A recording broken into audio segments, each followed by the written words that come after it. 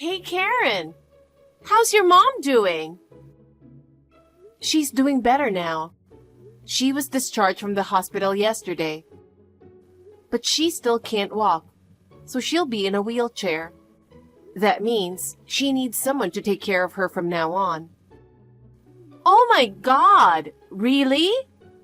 I was so surprised when I heard she broke her leg in front of our house. It's been what? A month, right? I thought she was getting better. I can't believe she'll need a wheelchair from now on. I called my brother several times, but he didn't pick up. Have you heard anything from him? I don't know if he's ignoring me on purpose. Josh has really been busy, so I contacted you on his behalf. I'm such a perfect wife, don't you think? I see. So, who's going to take care of her? Of course you're going to take care of her, right, Karen? We can't do it, okay? We have 2 kids, and it's just too much. You, on the other hand, are 40 years old and still single. You have plenty of time to take care of your mother. You still live with your parents, so don't you think it's perfect? Now you have even more reason to stay in your parents' house. I still live with my mom because my father passed away a few years ago. I was living alone at the time, but I moved back home because I was worried about my mom, who got depressed after Dad's passing. It's not like I'm still depending on my mom. Whatever. I didn't ask for your life story. I'm just explaining my side. Besides, I have no intention of getting married in the future. Jesus Christ! You sound so miserable. Are you serious? Don't you mean you can't get married even if you want to?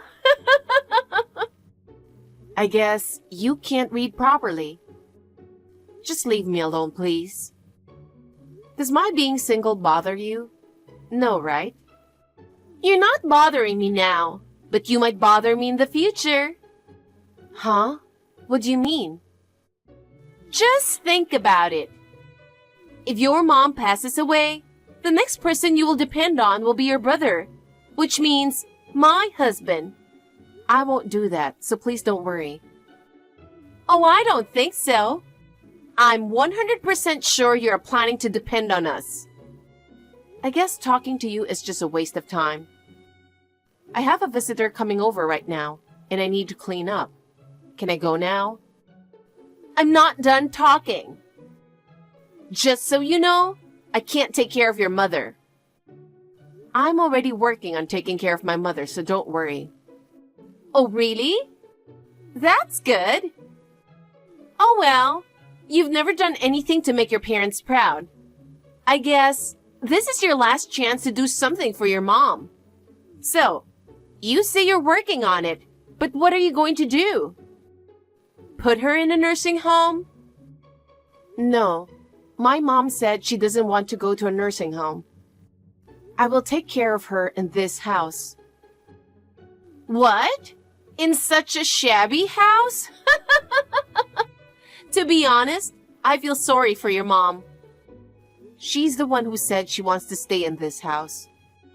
Besides, we are planning to renovate the house so she can use her wheelchair more freely. That's why a remodeling company is coming to visit our house. I'm going to talk to them and get an estimate. What? Remodeling is expensive. Don't tell me you want us to pay for that. We're not paying for it. Don't you ever depend on us. I'm not expecting you to pay for it, so don't worry. I will bear all the expenses. Are you sure about that? Do you have that kind of money? Just don't worry about it. I will take care of all the expenses. I promise not to put a burden on you. In return, please promise to leave us alone. Please don't interfere when it comes to the house and the way I take care of my mom. Okay, whatever. I'll talk to my brother about this too. But are you sure you're okay with it? I just told you, don't worry and please leave us alone. Right. You said that, not me. I'm not gonna help you with anything. My name is Karen. I'm 40 years old and single, living with my mom. I have an older brother, Josh, but to be honest, we don't get along very well. He has always been a self-centered person. When my father passed away in a car accident, all he was concerned about was the inheritance. Josh married Candace 3 years ago. She's just like Josh, a selfish person. I can't believe what she told me earlier. She never cared about our family, and she always thinks I'm after their money. Well, we have no intention of relying on them at all. I love my job, and to be honest, I have no interest in marriage at the moment. I am happiest when I'm working, and I think there's nothing wrong with staying single. I am paid a very high salary compared to the average office worker. That's why expenses for renovations is not a problem at all.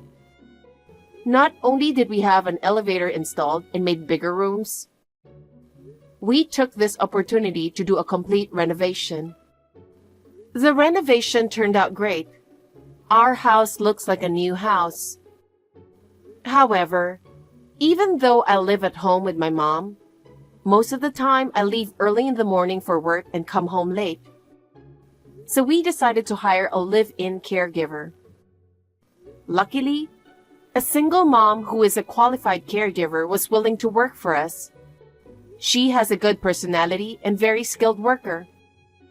Of course, we pay her a reasonable salary. We also provided her with her own room and offered her to live with her kid in our house. She is a very hard worker, and my mother treats her like real family. Things have been tough, but I'm happy that everything is going well for now. Hey, Karen! What the hell is going on? What's wrong? Oh my God! You told me that the remodeling of my parents' house is finished, so I went to check it out. It looks amazing! Oh, about that? Yeah, I heard you came yesterday afternoon. My mom told me. I'm surprised that you remodeled that much. The bathrooms and toilets look like a spa. It looks like a completely different house now. Well, we completely remodeled and reconstructed the house.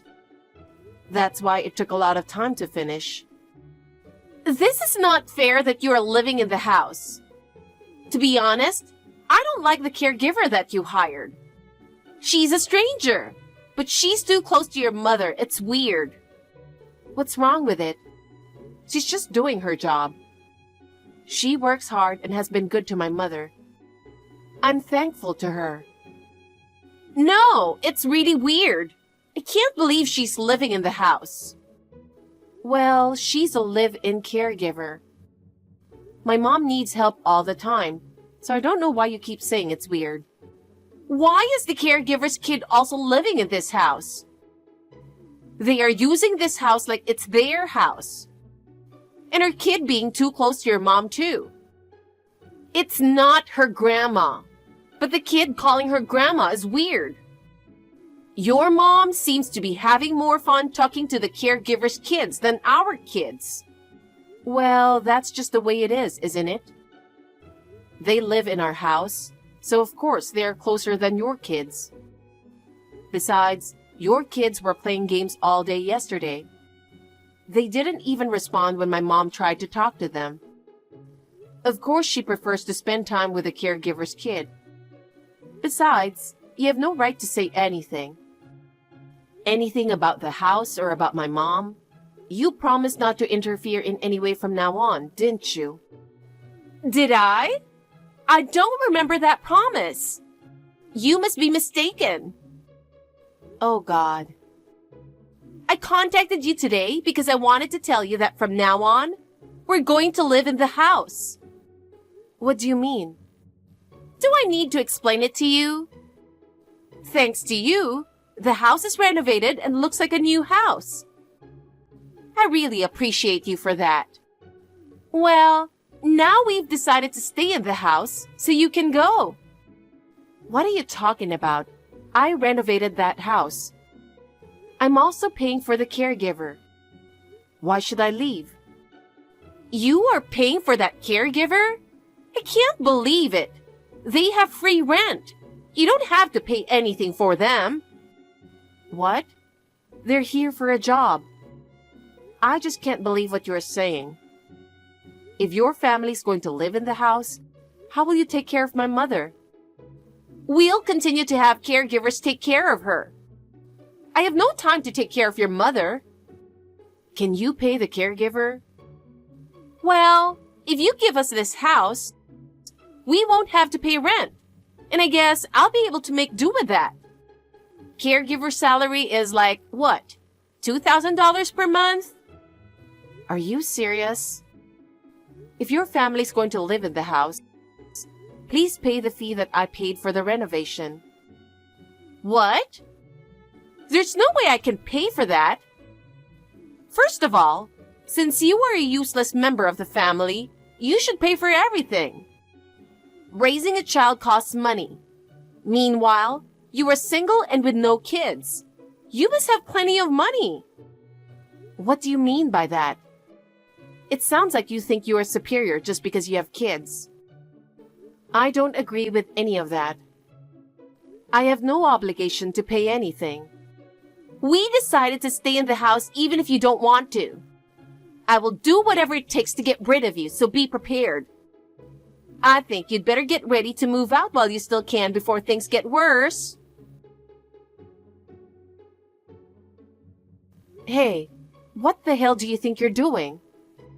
You can't just change the locks on my house without my permission. Why do you think I did it?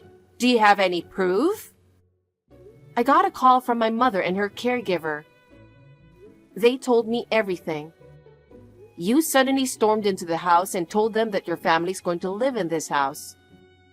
You also told them that they have to follow everything you say. I won't let you do that. How did you get into the house anyway? I made a duplicate key when I visited the house the other day. Yay! My plan worked! I can't believe it. You know, that house is already in my name. What you're doing is a crime. Do you know that? Shut up! You're overreacting. I am not. I heard you hurt the caregiver's kid when she started crying. Have you lost your mind, Candice? You can't do this. Shut up!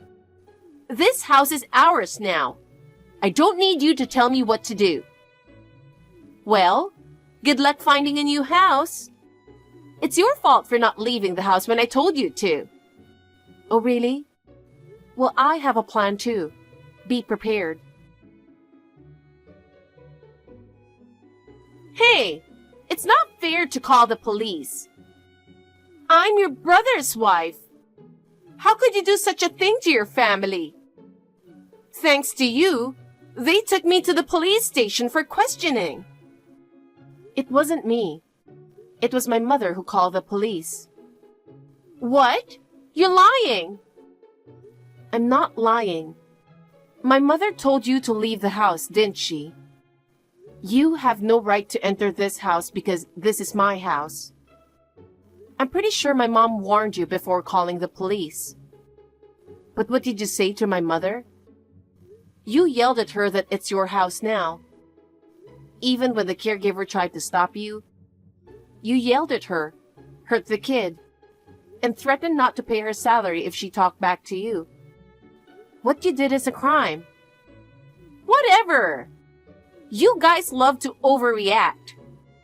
No, we're not. I'm going to press charges against you. I'll tell the police everything that happened. I won't let you do that. If you do that, I'm going to go to your house right now and talk to that caregiver, so she won't say anything to the police. I'm pretty sure she'll listen to me if I threaten her again. I've had the locks change again, so you won't be able to enter the house anymore. What? We are ready to file a damage report now. You will be arrested in no time. No way! You made a duplicate key without our permission, broke in illegally, and even abused the caregiver's kid. Do you think you can get away with all of that? You don't have any proof that I did it! Police won't take you seriously. I have proof. What? Oh, you didn't notice. When we renovated the house, I also installed CCTV in this house. The camera caught everything you did, so I have proof. Oh my God! Please, stop it! I will apologize, okay? I'm sorry. Please forgive me. Just so you know, my mom says she wants to disown your family. Why? Why? First of all, Josh never cared about Dad. He only cared about the inheritance. When Mom was in the hospital, he never contacted her or me. This time, he only cares about the new house that I renovated. And you've always been selfish, just like my brother. I can't believe what you did to my mother and our caregiver.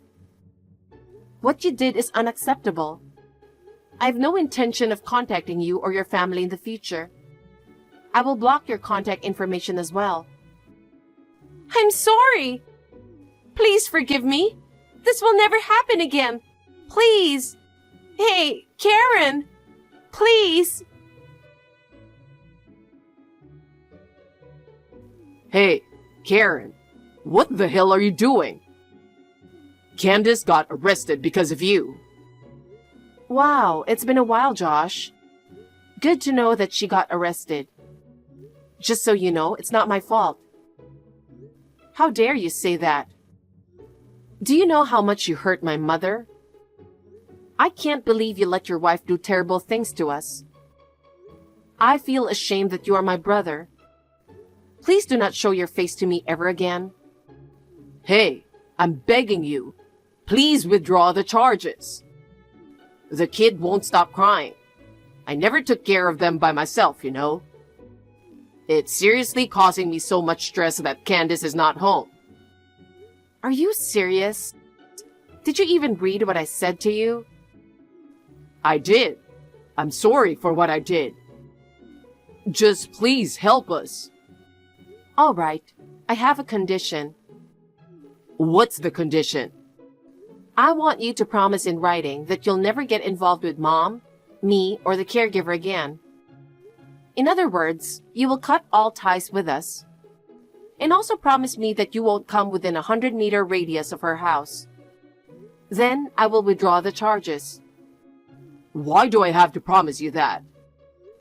Oh God. I gave you one chance and you ruined it. Good luck raising your kid by yourself. Either way, we're cutting you off. We're not going to have anything to do with you in the future. Don't you ever come near us again. Okay. I promise you in writing or whatever. I don't want to take care of the kids. You're such an asshole. My lawyer will contact you from now on. Bye. Thanks to my lawyer, my brother signed a legal document stating he will sever all ties with our family. He is legally bound not to approach within the 100-meter radius of our house. Moreover, if he violates this agreement, he must pay a hefty fine of $10,000. Of course, I requested Candace to sign a similar legal document. With these legal assurances, I finally have peace of mind. Honestly, Josh and Candace are a perfect match for each other. However, their selfish nature often leads to conflicts. I can't help but feel sorry for my niece and nephew caught in the middle. Oh well, since I've severed ties with Josh, it's no longer my concern. Each day, I feel happy spending time with my mom, our caregiver, and her child. Since we hired the caregiver, my mom's mood has really improved. She's making great progress in her rehab and can walk on her own now. Seeing her get better makes me so happy. I think getting rid of the things that stressed her out has helped her recover faster. From now on, I'm dedicated to loving and supporting my mom as she continues to get better. Hey, Trish. Hey, Diane, how's it going? I'm okay. Well, there's this one thing that has been getting under my skin. Is it one of your clients? I keep telling you, Diane, you've got too many clients on your books. How many people are you a therapist for again? 20. 20?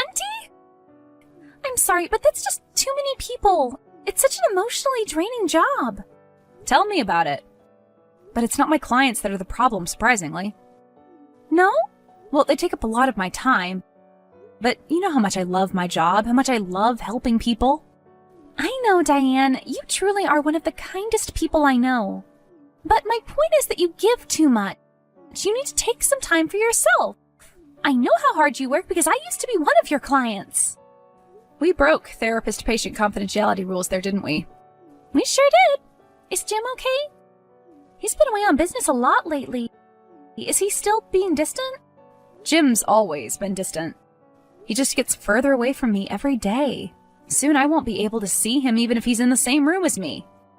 Why is he such a closed book? If I knew, then the book wouldn't be so closed, would it? Fair enough. So, what is getting under your skin then? Look at me, being the therapist now.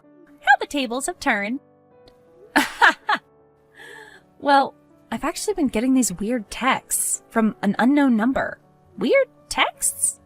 Unknown number? Yeah. What do they say? Well, the first one was kind of cryptic. It just said, "Hey, Diane, I know something you don't know." That doesn't sound very cryptic to me. Sounds pretty straightforward and to the point. Yeah, I suppose so. I guess it just confused me. Why? Mostly because I have no idea who it came from. Oh, yes, of course. But anyway, I replied, naturally asking who the hell this was texting me. I thought it might be Jim playing one of his weird pranks. It probably is, to be fair. Well, that's what I thought until... Yeah? Until what? They sent me a photo. What was in the photo? It was a photo of lingerie next to some feet. The feet definitely belonged to a woman. So, definitely not Jim, then. Well, I hope not. I screen grabbed the text message with the photograph and sent it to Jim. He had no idea what was going on. He said that most likely they had the wrong number, but I reminded him that the original message explicitly mentioned my name. One of your clients, maybe? I have all their numbers. Come on, Diane, this is the 21st century. People can have 2 phones these days. I know, but I don't think any of my clients would play around like this. Did you get any more messages after that? Yeah. And this is when things started turning really weird. I got a message saying, "I know what you did." That's so creepy. What did you do? I don't know. I asked the same question. But then they just texted me this name I hadn't heard in years. What name? Do you remember Josh Vandecourt? That client of yours that went missing? Yeah. I was recovering from my operation and couldn't see him, and then he disappeared. I thought you weren't seeing him anymore because he had said he had been violent towards his wife. Well, that was the real reason, but I used my operation as an excuse. I couldn't help Josh anymore, but I felt bad about it. So do you think Josh is the person that is texting you? From where? Hiding? It seems plausible. Maybe a little far-fetched, but plausible. I mean, maybe, but the cops were searching for him for months. They couldn't find a trace of him. Do you think maybe you should contact them? Who? The police? It was more than 5 years ago. I don't think they would look into it. But maybe they could find out who the number belongs to. I really don't think they would bat an eyelid. People receive strange messages from strange numbers all the time. Well, anyway, I've ignored whoever it is. I've blocked the number. You've blocked the number? Yeah, shouldn't I? Well, if it is Josh trying to reach out, after all these years, don't you think you should find out who it is? If it's actually him? But the text seemed kind of threatening, no? Yeah, but Josh was kind of threatening. And if it isn't him, then whoever it is must know something about him. I think you should unblock the number and find out some more. Like actually reach out to this psychopath? Yeah, text them and find out a bit more about them. If it is Josh, then it will become pretty obvious soon enough. Yeah, Josh was a character. Trust me, Diane, do it! If it turns out this person is just a random creep, then go ahead and block the number. But at least make sure it's not Josh and he's not in trouble first. I've always regretted the way I ended my sessions with Josh. I felt a bit responsible for...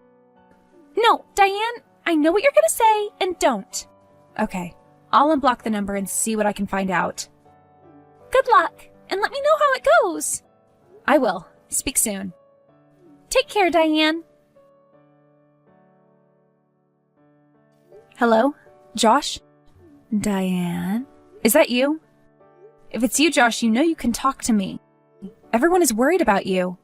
Josh Vandercourt is dead. Excuse me? Don't you read the news? But they never found him. Josh is missing. He may be alive. I know for a fact that Josh is dead, and I know who killed him. How do you know he's dead? Who are you? Why are you messaging me? Have I met you before? You've met me, but I doubt you'd remember who I am. You're so wrapped up in your own little world. You don't care about people, really. This therapy job is just a ruse.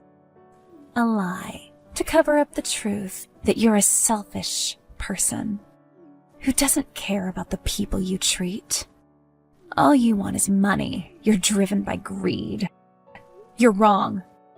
I care very deeply for all my clients. I'm not driven by money or greed. Well, that's lucky for you, because after I'm finished with you, you'll either have no money or no job. It's up to you. What are you talking about? I know who killed Josh, and you do too.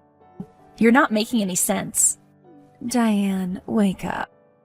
You killed Josh. I killed Josh? You're insane. Tell me who you are. I'm someone who never forgets someone's actions.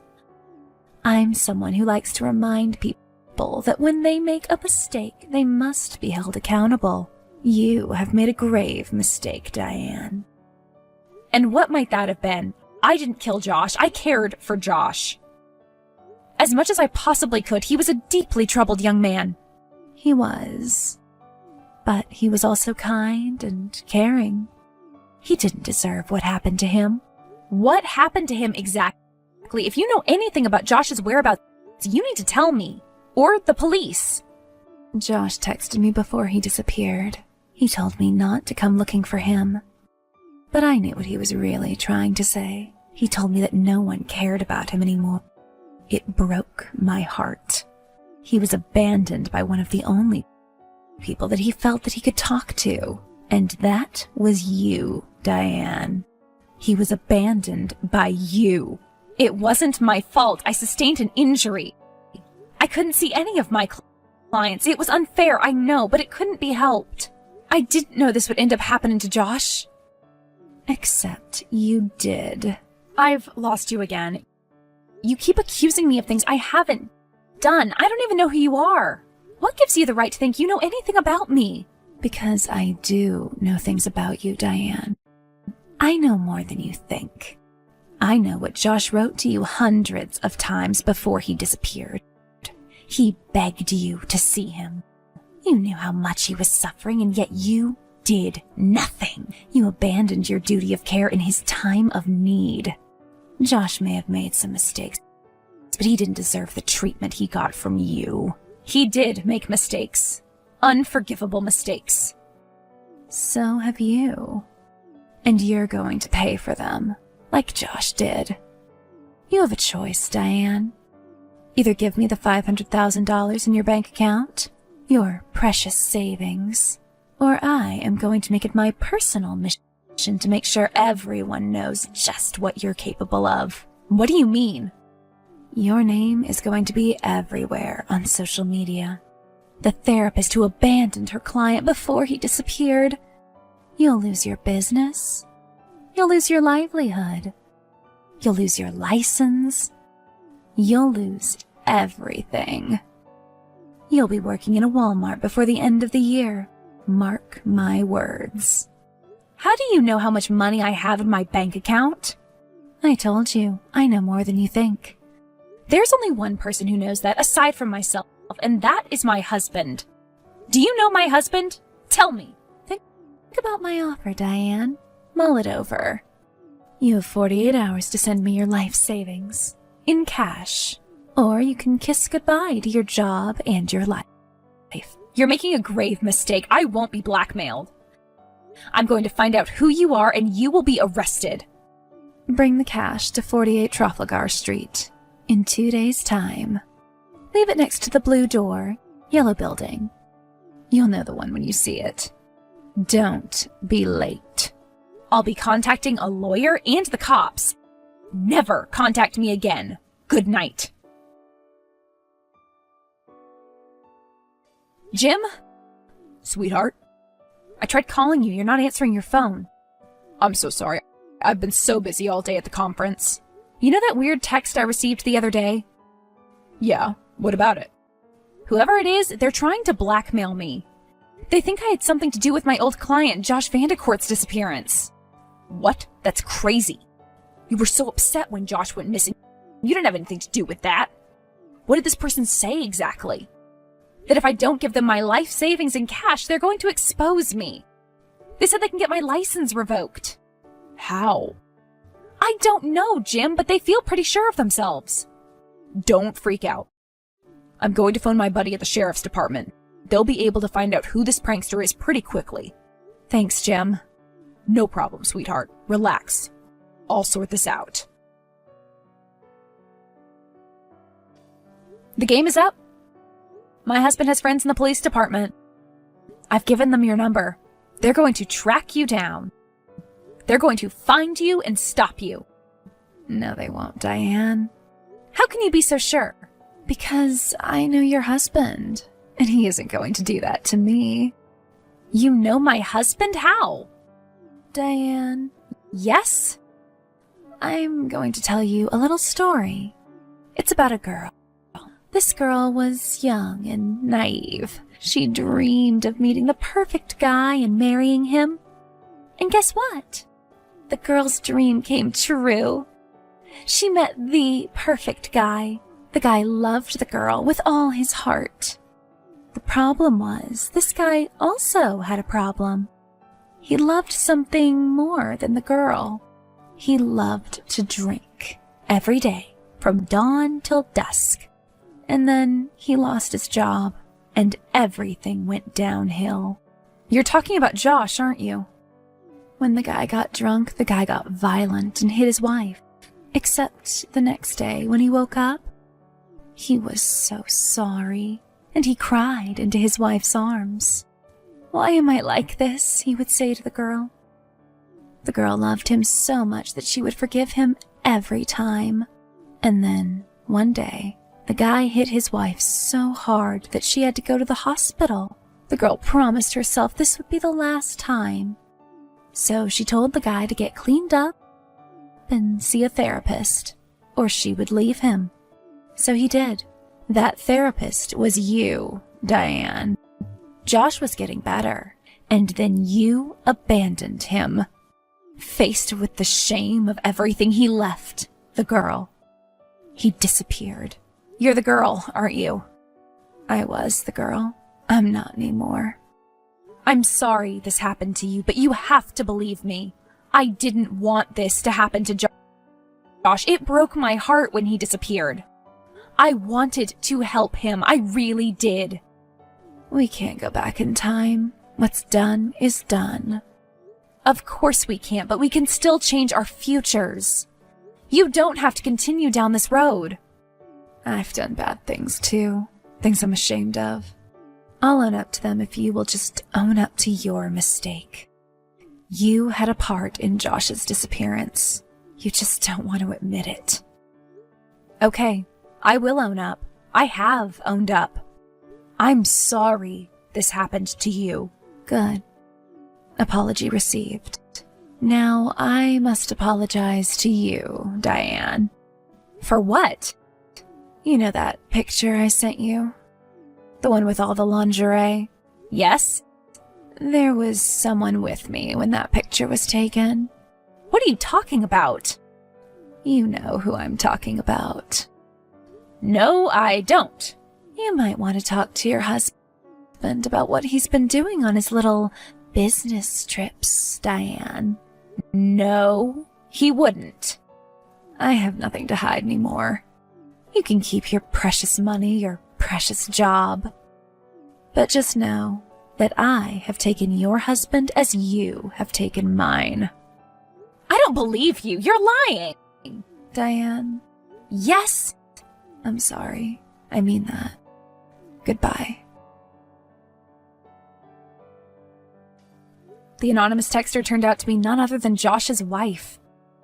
It turns out my husband had a one-night stand with this woman whose name is Lauren while he was away on business. He says it was a drunken mistake, that he met her at a bar and she spiked his drink. I'm not sure who to believe. This whole ordeal has been unbelievable. I've taken Trisha's advice and taken some more time for myself to reflect. I don't know if I will leave Jim or not.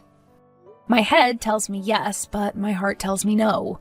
This was probably the same problem Lauren was facing when she had to deal with Josh's abuse. I really do hope Josh is alive somewhere and that he is okay. The world is a weird place. I'm just going to keep going, not think too much about the past, and try and help other people make their futures a more comforting place to be.